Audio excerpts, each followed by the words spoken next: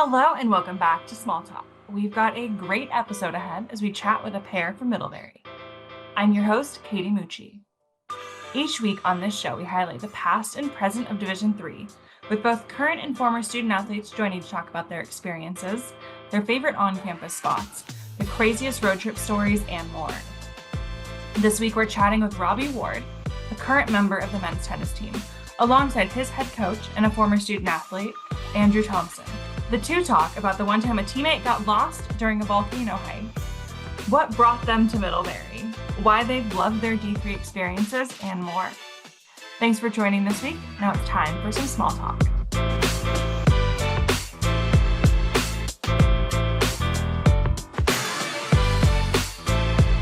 Hi, my name is Robby Ward. I'm a current member of the men's tennis team at Middlebury. Hi, my name is Andrew Thomson. I'm a former member of the men's tennis team at Middlebury, and I am currently the head men's tennis coach here at Middlebury. Thank you two both so much for joining me in the middle of season, or at least getting to the end of season, I guess. You're about to go into your conference tournament, so thank you both for taking some time out of your busy schedules to be here. Excited to chat and hear about your time up at Middlebury. Speaking of Middlebury, we're going to start this conversation talking about on-campus life. So it's always been fun to hear about, the spots around campus. I know both of you are out-of-staters going there, I think, at least from your bios and your rosters. But when you're around campus, and Robby, I'll have you start this one. When you're around campus and you're with your teammates or your friends, what are some of those spots you guys hang out in, the local restaurants, coffee shops, things like that? And then, Andrew, has that changed since you graduated? Yeah, I'd say for the tennis team specifically, where our seniors live have always been a sanctuary for all of us. So tennis team, we're a small knit group, we're one big friend group. And wherever our senior lives, we'll generally have a common area, and that will always be a sanctuary for us. So this year, some of our seniors live in the townhouses, which is a incredibly nice living area on campus, close to one of the dining halls, Proctor Hall. And so you'll find the tennis team there a lot of the days together, spending weekends there together, and that's a great spot for us to be. Yeah, it's well said, Robbie. It was always the same for us. So kind of the hangout spot changes year by year, kind of based on the living setup of the members of the team. And Robbie also kind of alluded to the dining halls. I think that's always a fun spot, where, just so often after practice, we're figuring out which dining hall we want to go eat at and having team meals together. And there's just always something fun about breaking bread together. What's the best dining hall meal on campus? You want to start, Robbie? Yeah, it's a controversial topic on campus. Everyone has their sort of dining hall that they go to, and sometimes the team is split as well. I personally love Atwater. Atwater is a great ambiance to hang out in. AT has actually joined us recently, as his wife or kids are in Arizona, getting some teens with a meal, being back with us out in the dining halls. So I love Atwater. Some of our teammates like Ross, as well as Proctor, but I'm an Atwater fan through and through.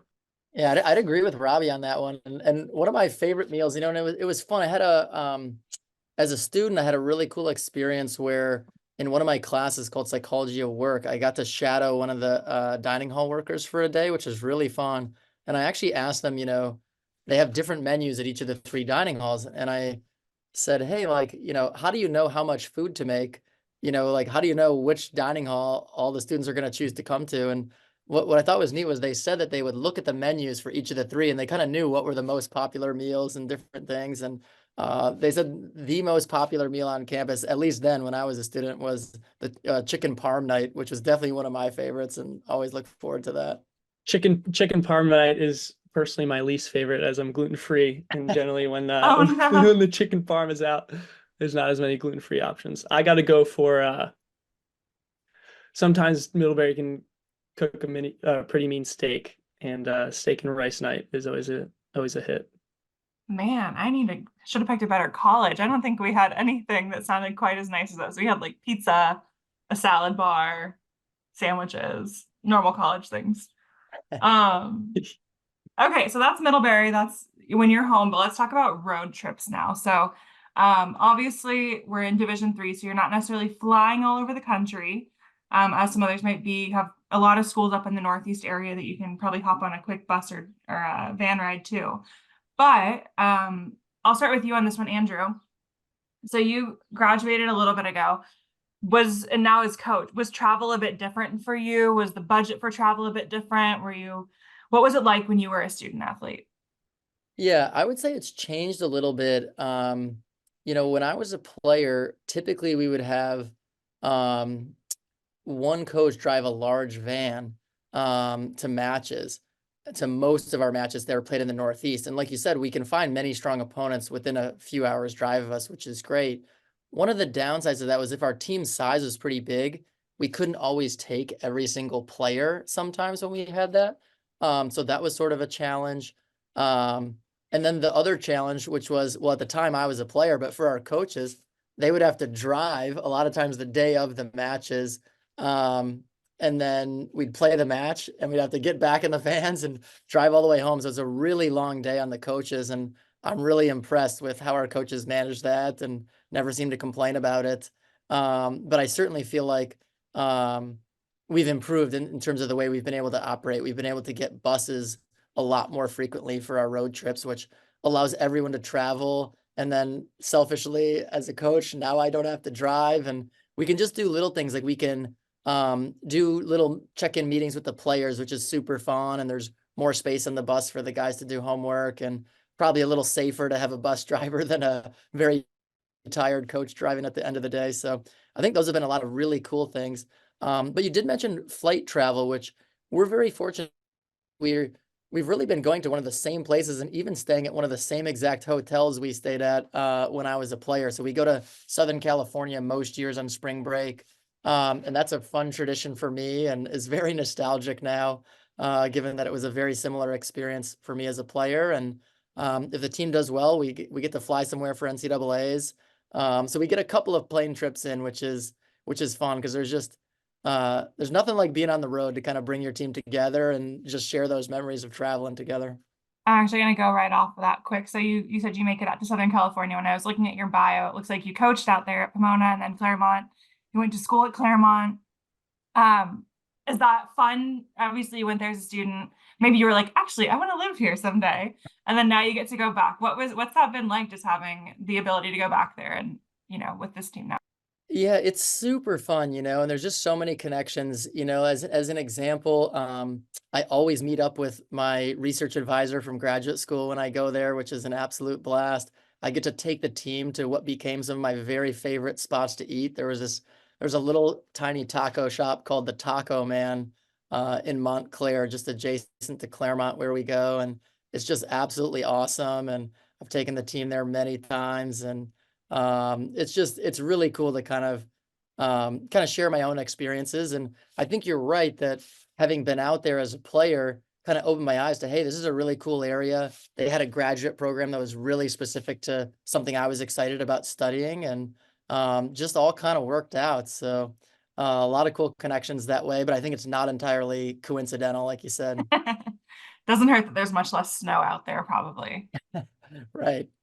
And for you, Robby, we know how you're traveling now. He mentioned it a bit, but I do see, like you said, you go out to California. Maybe just for you, what are some of the fun trips and maybe just best parts of these road trips you're taking with their team? You mentioned you guys are a really close-knit, team and friend group, but just talk about the travel experiences, maybe more broadly, of what it's been like for you.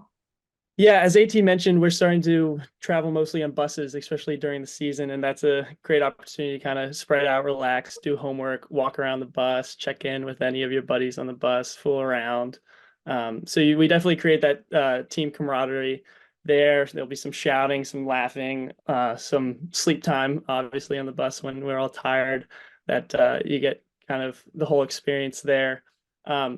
AT talked about this, but the spring break trip is a awesome time for us. We get to travel to some nice weather. In Vermont, it's quite cold around that period in the middle of March or early March, and so that's a fantastic time to head out there. We have some off days out there, and previously we've rented 3 minivans, and then we kind of drive that around as a squad, and then we'll be able to do some day trips, and that gives us some flexibility. So in previous years, we've gone down to Dana Point, which is an awesome beach town that the tennis team, which I was a part of, spent there. We spent our COVID season there when we didn't think we were going to have a season. So we take some time to check that area out, have some good old remembrances there. And then this last year, we were able to go to Ventura, California, where one of our players, Noah Labor, is from, and hang out on the beach, check out his town and house. And his parents and family were very nice to have us and have a little barbecue out there. So having those three minivans gave us that flexibility and to travel around in the LA area, which is we always look forward to. Awesome. Now let's talk about some academics, some just about Middlebury too in general. So as I mentioned, when I looked you guys up, I saw you're both from out of state. So obviously tennis probably played a big role in getting you to Middlebury, but what made Middlebury specifically maybe the right choice for you? And Andrew, I'll have you start this one again. Yeah, it's such a good question. And I think what made Middlebury the right choice is kind of something you're describing, which is it fit me well from both an academic and athletic perspective, and a really nice balance with those things. So it was super fun. I wasn't coming into Middlebury, I wasn't 100% sure what I wanted to study. So it was a perfect place to kind of really explore and try different things and kind of expose myself to different topics that I hadn't yet studied in high school. And I think that's something that, helped to make it fit really well for me. Robby, how about you? For me, I knew I wanted to go to an academically strong school as well as a school with a great tennis program. And that's kind of what helped narrow my schools down to a few. What separated Middlebury apart, I think, was AT and Bob, the people that recruited me. The impression that they left on me in that recruiting process was incredibly strong, creating this sort of excitement that I didn't necessarily find in some of my other recruiting processes. And then another piece for me was feeling that vibe on campus, being able to visit the campus, walk around, see what the students were doing, seeing what the campus looked like, was incredibly helpful for me to then depend on my gut feeling and that sort of final decision. Middlebury campus is incredibly beautiful with these white limestone buildings, walking around with this big green open space that kind of attracted me to go there. And so that's kind of what sort of swayed my decision. And then not to mention, we have a snow bowl that is 20 minutes away, and I am an avid skier. And so that was a big plus for me, and it's something that I've utilized as I've been here at Middlebury. Awesome. Always good to have those extra recruiting tools, right, Coach?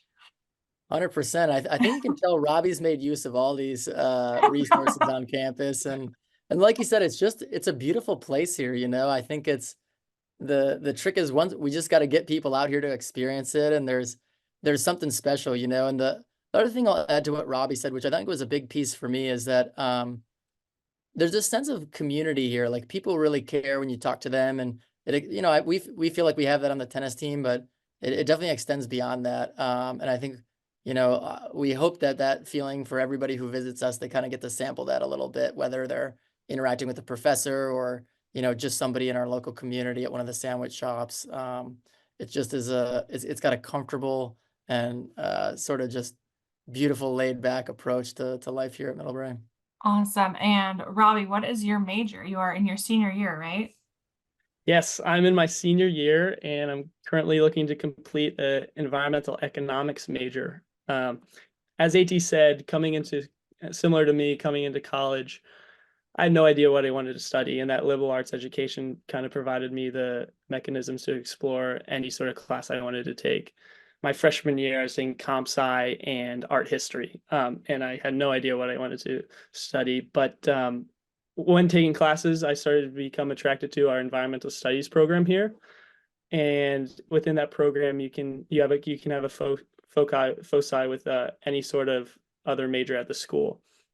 And so I then decided that I wanted to become an environmental economics major through that, which has been a great experience. And the environmental studies program has incredibly strong professors, and it has kind of built a community around all the students within that program, which is exciting to take classes with all the students. And I'm going to ask you the dreaded question that gets asked of college seniors. Do you have a plan for what's next yet? Yes, fortunately I do. These last 2 summers, I worked at a renewable energy company out in Minneapolis, and I had an incredible experience there. And I will be headed back there to work full time as an analyst. It's a renewable energy company called National Grid Renewables, who develops utility scale wind, solar, and battery storage. So very fitting to the major. I'm excited about the work I'll be doing. And fortunately, my sister is out there. And so I'm from Delaware, but now I'll be out in the Midwest, battling the cold still. Yeah. I went from Vermont and now I'll be out in Minneapolis, but nothing I can't handle, and I'm excited for. That's awesome. Well, congratulations. I'm sure it is nice to have that weight off your back of trying to find a full-time job, like I'm sure some of your friends are doing right now. Exactly. So awesome. Well, now we're gonna get into some story time. So the first thing I want from both of you is your funniest or craziest but appropriate story. And Robby, I do know your coach is on here, so maybe take that into account. Yeah, no pressure, Robby. If we need to do earmuffs, I can kick Andrew off the call if we need to. But have your funniest or your craziest story. So Robby, I'll have you start this one. Yes. It was fun to think about this. There's so many great moments on the tennis team. But one thing that's very unique to our team is that we have a period of time after what we call J term and then our second semester, where as a tennis team, generally we'll try to find a place to travel to all together. I have a teammate, Andrew Mueller, who is from Guatemala, born and raised, and he very nicely, him and his family had us out to Guatemala during that time. And everyone on the team, mostly everyone on the team was able to go. During that time, Andrew planned a great trip and we had a lot of great excursions out there. One of them, we were able to summit a volcano called Acatenango, close to his hometown in Antigua. Was an amazing experience. It was a 13,000-foot volcano. I don't think anyone on the team had climbed anything that high. So Andrew had us wake up at 3 a.m. in the morning to hike this mountain to see the sunset. And I think we none of us knew what to expect, but we had a car drive us a partial way up the mountain, and then we had this about 2-mile trek to the top. I'd been on hikes, and 2 miles, I was like, well, it's doable and it's fun, and we'll all be together. We'll be chatting, hanging out. But as soon as we got out of the car, we quickly realized how much that altitude meant, and we were all breathing incredibly heavy.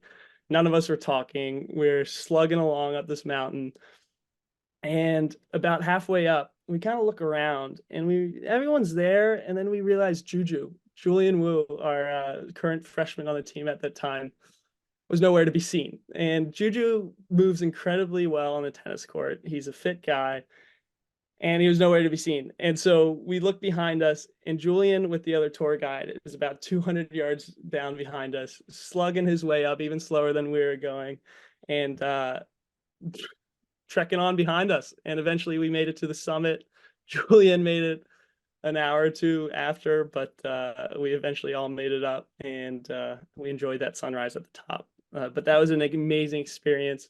Shout out the Mueller family for having us out there.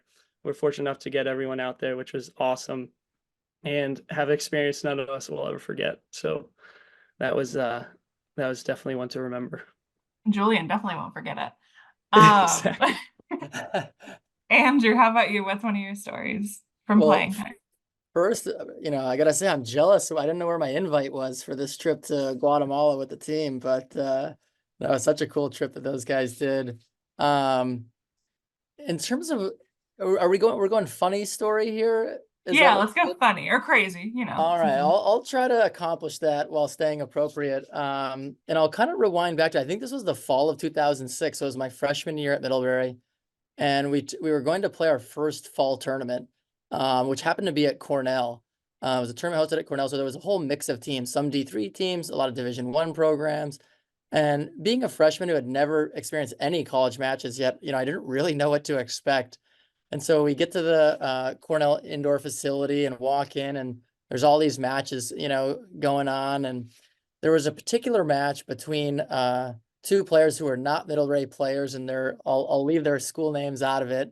But tennis happens to be a sport where you have to make your own line calls, and you're kind of your own referee out there. And let's just say there was a lot of cheating going on in this match. The players, each player was calling each other's shots out that were really in, and it was a lot of yelling and arguing. And after quite some time, the match finally ended. And as the player who had won the match was walking off the courts, my coach went over to him and said, "Hey, like a lot of bad calls out there, huh?"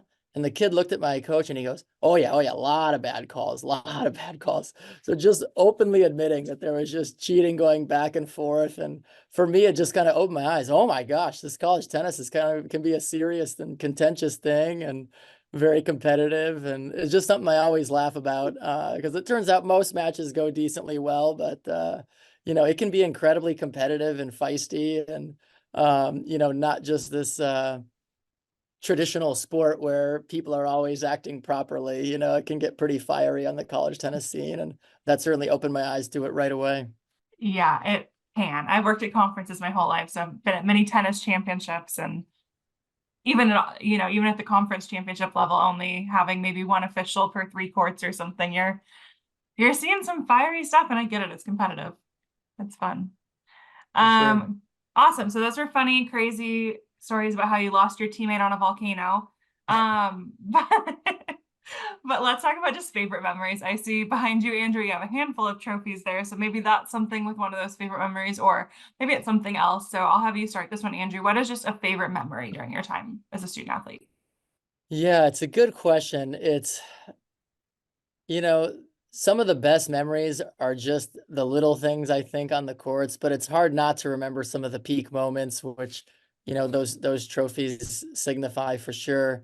And yeah, I'd have to go as a student athlete. My senior year, we had a lineup that consisted of 6 seniors and 1 junior on the team. So we had been at it for a while and kind of had been knocking on the door. And um, we were fortunate enough to win a national title that year. And just that kind of feeling of relief when we kind of watched my teammate Conrad clinch the match and storm the court. And it's kind of hard to beat that high of that particular feeling. But the best part, I think, was just like being able to share that experience with everybody who was there. We had parents traveling from across the country. We had friends from campus who drove all the way out to Ohio to come watch us play. And it just really meant a lot to see, our close friends and family members who had sacrificed so much to kind of support us on this experience we had. They were there with us. So to me, I think that was the coolest part, and obviously winning was great, but just having those people there with us for moments like that was just certainly something I'll never forget. And that, I appreciate now. And, I feel like our group has that same level of support too. So I think we're just super fortunate in that way to kind of have that community. That's awesome. And I see that you've also won a championship as a head or as a coach, maybe not a head coach, I guess, in 2018. What Correct. Yeah, I was an assistant coach that year. what was sweeter for you? Is it winning as a player or winning it as a coach now for some, or are they about the same and they have different ways? Yeah, that is so hard to say. I mean, I think, I have 2 kids now. One is 3 years old and one is 8 months old. And it's kind of like you could never pick between them, and they're just so different. And I would say that not to make an analogy between my kids and trying to win tennis championships, but I think it's similar in the sense that it's just impossible to pick between them because um, it's just totally different perspectives, when you're out there on the court as a player. It's just sort of a different vibe as when you're sitting on the sidelines as a coach watching it unfold from that vantage point. It's amazingly cool, but in just a completely different way. And they were both incredibly sweet, and it was, yeah, both very significant parts of my life for sure. And as are all the years that we don't win it, actually. Mm-hmm. I think it's sometimes reflecting back, it's you have that immediate high when you kind of finish as the winner of a tournament, but after you take a little time and look back, like some of the other years, I think were equally as fun and special, and you just kind of remember each group and kind of the different way you were trying to add to that group and sort of be a small part of it, whether as a coach or player. So I think that's I guess one of the things that I like most about it is that every single year is different, just a little bit, whether as a coach, player. So it's really cool. And I can't really answer your question, so sorry about that. That's fair. That's fair. Yeah. Robbie, for you, what's your favorite memory so far in your time? Yeah. As AT was talking, it's definitely those little moments that sort of all add up to then help make that big moment happen, and then help you feel that much more accomplished in those big moments. So all small moments getting there, definitely significant, and definitely it's hard to point to one, but important on that road to kind of our collective goal to win a regional championship and a national or conference championship, and then hopefully at some point a national championship. But if I had to speak to one, last year we had an incredible NESCAC finals match, and which I was able to be a part of as Andrew was out there coaching. We are up against Bowdoin, a team that we had previously lost to in the regular season, and our program has always gone back and forth with Bowdoin. You could say we are somewhat rivals. And so we were up against Bowdoin, and every guy was hungry. Every guy had the energy up. He wanted to get some revenge. But we started a little slow. We went down 0-2 in doubles pretty quickly. We had our one doubles still out there kind of going at it, and they were able to make a comeback and then win their doubles match in a tie break. So very close, within one game of the other team, and the energy lifted. And watching that doubles match, energy was high. It kind of gave us hope to then take a crack at them in the singles. And then so that singles match, it was gritty. We were inside at Williams, so only 4 guys could go out. 4 out of the 6 singles that will typically go out in a tennis match. And we were watching, it was going back and forth. I wasn't on the first wave. I was going to be on the second wave. And you could see our guys leaving their heart out there on the court. And as a player getting ready to go out there, watching our current guys out there, I just knew that, the only thing that everyone was doing and that you could do was go out and give it your best shot for the team. And so I think it was around, the score ended up being 3-3. And then I went out there to then have to try and get a point. The tennis match ends as soon as you get to 5 points. And so I go out there, I'm competing. I think Neil or another guy on the team had just lost their match. So then we're down 3-4.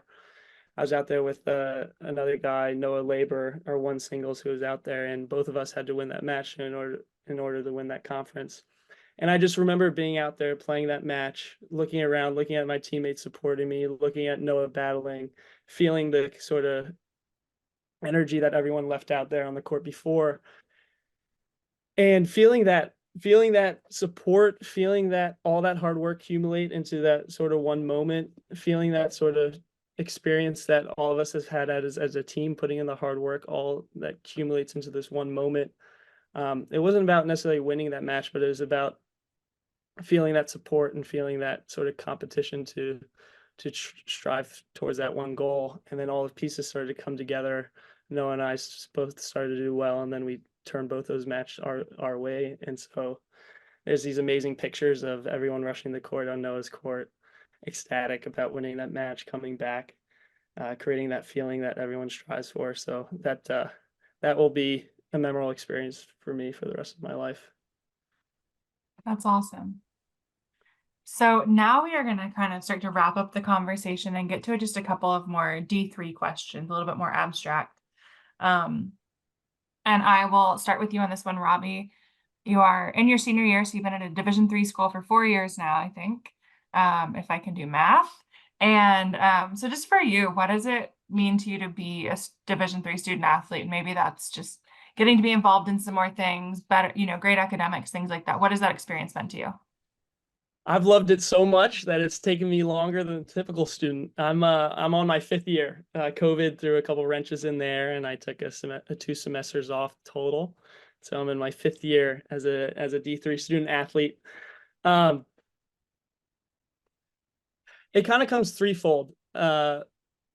One, being a D3 student athlete kind of gives you that ability to pursue your academic interests and then the sort of career you want to pursue later in life. And so the majority of my teammates have the opportunity to then pursue a summer internship that I don't think you'd have as much access to being a D1 athlete.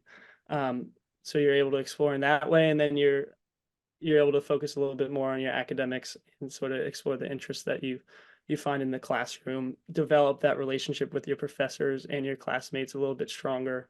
And let that sort of interest drive you in the classroom as you're able to put more time to it.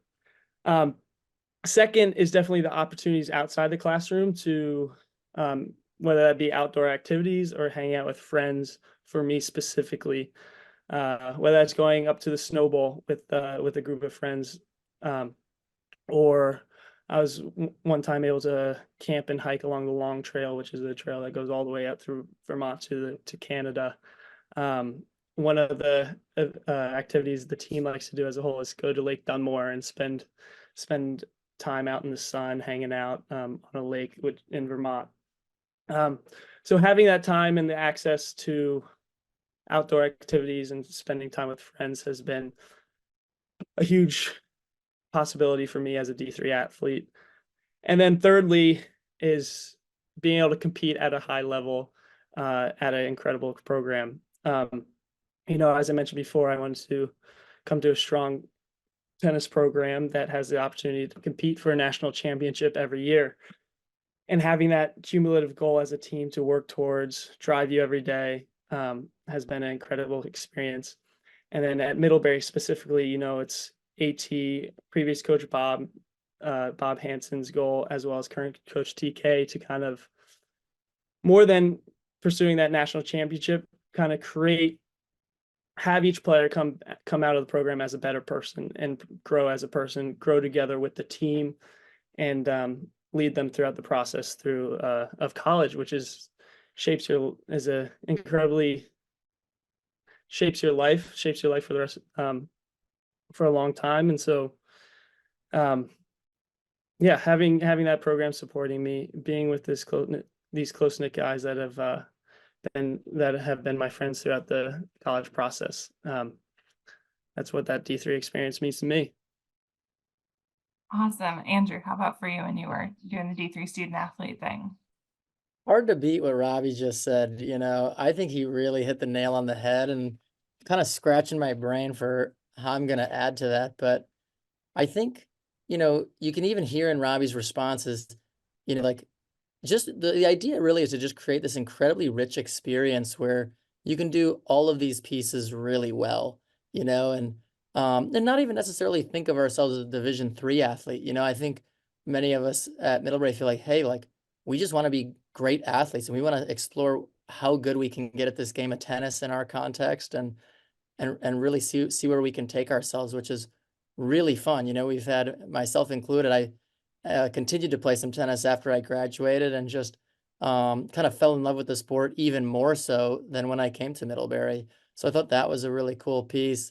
But also, like Robby said, having a really rich academic experience where you get to know professors on a deep level. And, when I came back to Middlebury as a coach, I was going out to eat to lunch with some of my former professors and reconnecting with them, and, reminding them how they were important mentors in my life that kind of helped shape me, and kind of creating that community from that standpoint. So, I sort of view it in a similar way to Robby, where when it's done well, you can really push yourself towards your athletic goals and explore your potential in that domain.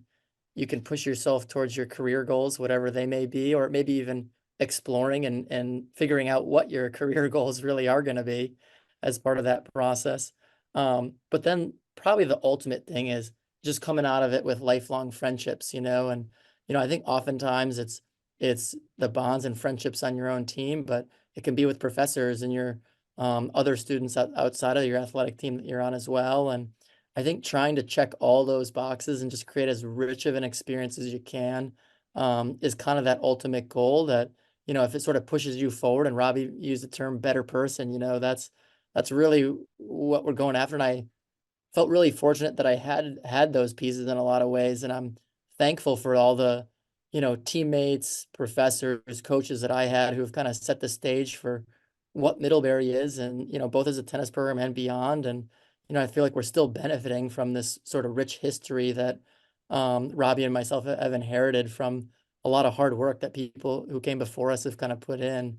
So to try and keep all that in perspective, I think is not always an easy goal on a day-to-day basis, but, I think that's the fun thing that we're after. And it really is something special, and it's pretty cool for me to listen to Robby kind of outline those things because I just feel so strongly about it. And to kind of hear him echo that, just makes me light up, because that's one of the big reasons I wanted to come back as a coach, is to try to support that experience for Robby and all his teammates and whoever else is to come next. And it takes a lot of work day in and day out to try to create that as best we can. But yeah, that's the ultimate goal. Great. Now, the last question, you're going to have to look a little bit into the future here and try to pull out a crystal ball or something. But, this podcast is part of our 50th anniversary of Division III. We're celebrating all year long. So we are 50 years down, obviously. Many, many more to come. So as you look around the Division III landscape, maybe it's the men's tennis landscape, or just Division III in general, what do you see or what do you hope to see for the future of Division III? And Andrew, I'll go to you first and then Robby close us out. Yeah, it's a really good question. And I think I would start by saying, I hope that for the Division III athletics, we keep this balance of having a really rich level of competition and athleticism, but also that people just have the feeling they're playing for the love of the game, whether it's tennis or other sports.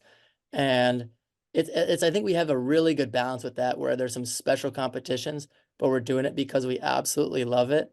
And I think also to kind of continue to promote what we're doing. I think it's there's a small audiences in D3 that sort of follow what we're doing that makes it really, really special. And I hope over time that audience kind of grows, because I think it is rich and compelling, all the competition that happens between, certain programs year after year across the different sports.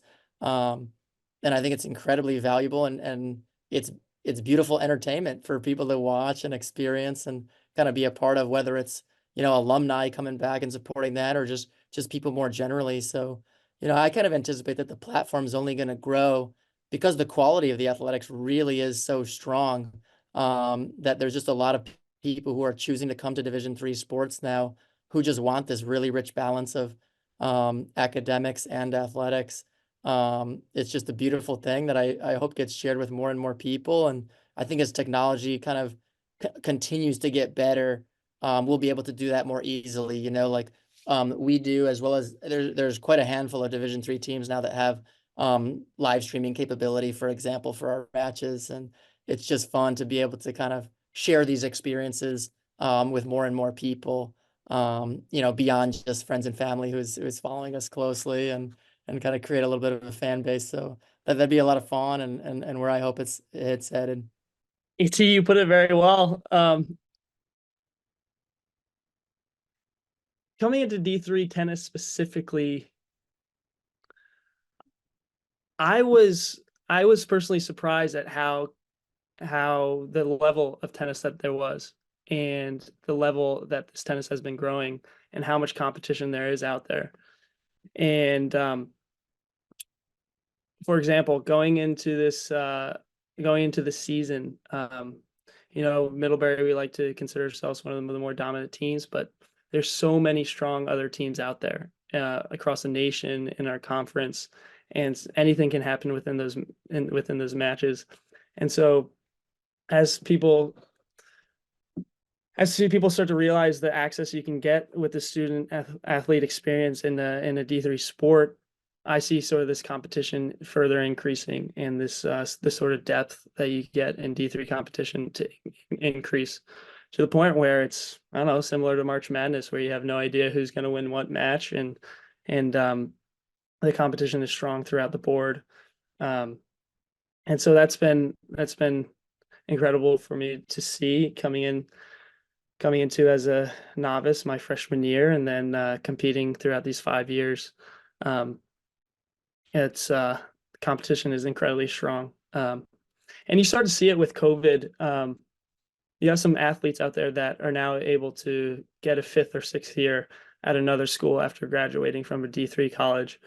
I'll talk about a friend and a guy from my section, James Hopper, who competed for Case Western, another D3 school. He is now competing for UVA, and he's doing incredibly well in their doubles lineup, and sometimes in their singles, which is a top D1 program in the tennis world. And so to see a D3 athlete then graduate and compete in such a high level is gives hope to other athletes and D3 athletes in the sport, and then just speaks to how strong it is. Yeah. That's great. Great way to close it out. Well, once again, thank you so much for joining me. I know you are just a couple days away from the start of the NESCAC tournament, so wishing you the best of luck there, and then surely on to the NCAA tournament. So wishing you the best of luck for the rest of your season. Thank you so much for being here today. Thank you, Katie. Yeah, thanks for having us, Katie. Appreciate you. To everyone listening, thanks for tuning into this episode of Small Talk. We post new episodes every Thursday. To follow along with everything Division III, you can find us on social media at NCAA D3 or NCAA DIII. Make sure to join the conversation with us all year long by using the hashtag DIII50. Have a great day, and we'll see you for some more Small Talk next week.